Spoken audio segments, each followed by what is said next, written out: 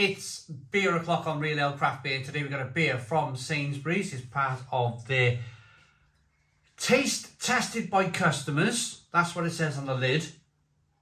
On the back, selected by our experts. And if you turn the label slightly to the left, taste the difference. So Sainsbury's Taste the Difference range. This has been brewed, contract brewed for Sainsbury's by Neame down in Faversham in Kent. It's a 500ml bottle and it's called Citrus Pale Ale. There's the bottle cap.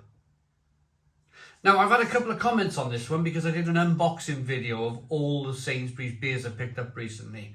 And I've had one or two comments where people have said the Citrus Pale Ale is like a tropical kind of lollipop. It's like artificial tastes in there. Of course, I'm just responding to the comments. I kind of hope it's not like that. Kind of hope that Neame have actually used a load of hops in here rather than, dare I say it, ice cream concentrates. But let's get it out. Let's have a look for ourselves, see what we get. But thanks for the feedback anyway. I do read all the comments. I just don't have time to reply to them all. Hundreds a day, hundreds. Nice bit of smoke on the bottle opening. Beer in the glass. Nice dark brown bottle as well. No clear glass on show. I think it's very important to protect the beer to use brown glass. I've mentioned this before in my Sainsbury's reviews. Somebody at Sainsbury's, the buyer at Sainsbury's, obviously know what they're doing. He's obviously come from a good beer background. I mean, he's got some Lervig in there, some Lervig pale ales. He or she, it might be a lady. What's the matter with me? He or she have got Lervig in there. They've got some fantastic brewers in there at the moment in Sainsbury's in the craft beer range. And of course, a new load of bottles as well, which I think is equally as important. This is £1.60. It's not £3.50 a can. This is £1.60. A lot cheaper. And there's, you know, of course, we're all going through slightly weird times at the moment, isn't we? We're all looking, we're spending more time looking at our gas meter than we are looking at the television these days. But there we are, that's where we are, I suppose. And a £1.60 beer versus what could be £5 in a pub is going to alleviate some of those pressures for people. And it's going to give people with not a lot of disposable cash, not a lot of disposable income, you know, something to look at, something to maybe try and enjoy.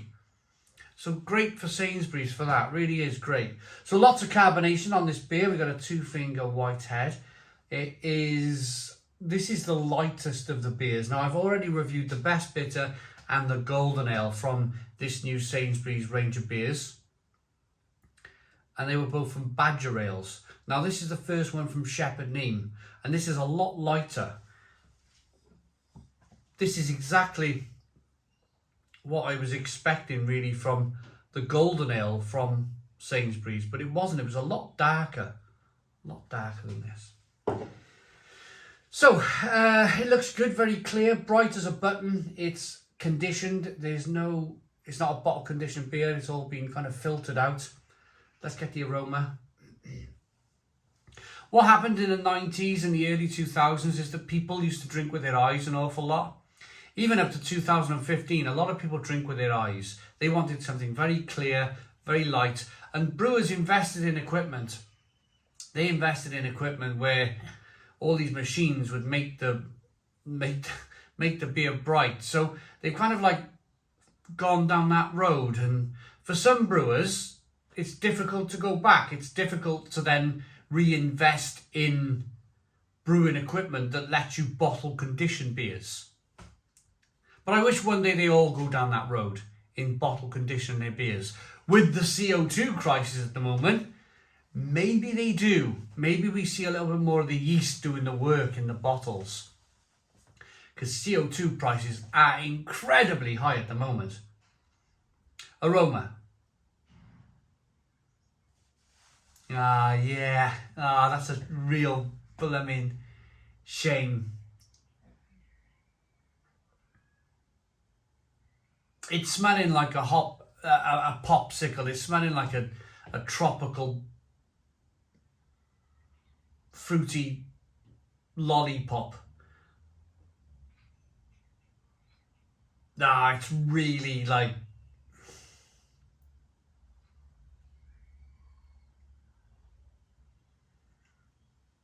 oh, it's really, it's like opening up a bottle of orange cordial and sticking your nose in orange cordial. Oh, it's very, it's quite off-putting actually. Let's dive in. Cheers, everybody.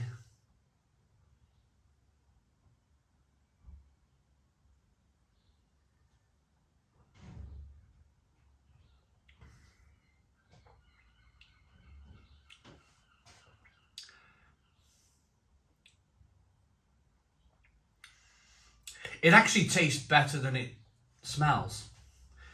The aroma is not very good, but the taste is okay. What you've got to bear in mind here is the brewer's been given a remit. Sainsbury's have gone out to brewers and they've said to some regional, rather large breweries, can you produce a beer on the shelf price of £1.60? And some brewers, like Badger and Shepherd Neame, have risen to the challenge. They can go, yeah, we can produce this citrus pale ale and the ruby red ale, which I'm about to review in a moment, next video, for £1.60. That's bottle cap, that's labels, that's bottle, that's transport, that's everything. That is bish bash bosh on the supermarket shelf for £1.60. The problem with that is the beer suffers. The beer suffers. If this was maybe £2 a bottle, then Shepherd Neame would probably put in maybe some Mandarina Bavaria, some natural kind of orangey hops. Maybe they'll put in some Cascade or some Centennial and make it really lovely and citrusy. That extra 40 pence in the bottle would be massive. But because they can't, because it's so tight, the margins are so tight on this, they've gone down the avenue of using cheap orange oils or cheap ice cream concentrates. And for me, I won't be finishing this. My experience with these beers is that when you add flavours like this to beers, if you have one, maybe two, even 3 or 4, you wake up with the most horrendous hangover.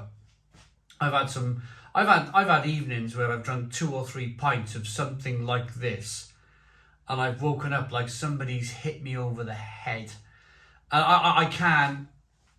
This is for me headache-inducing cheap ale. Unfortunately, that I just don't do it. I've been around the block too many times. I've been here so many times that I've had like a million hangovers by now, and I simply don't do it to myself anymore. I'd rather pour this beer away and not have a headache these days than drink it and go, yes, I didn't waste it, and then wake up with the most rotten headache and waste my day. That's the offset here. You're either not wasting your beer or not wasting your day. Or wasting your beer and wasting your day,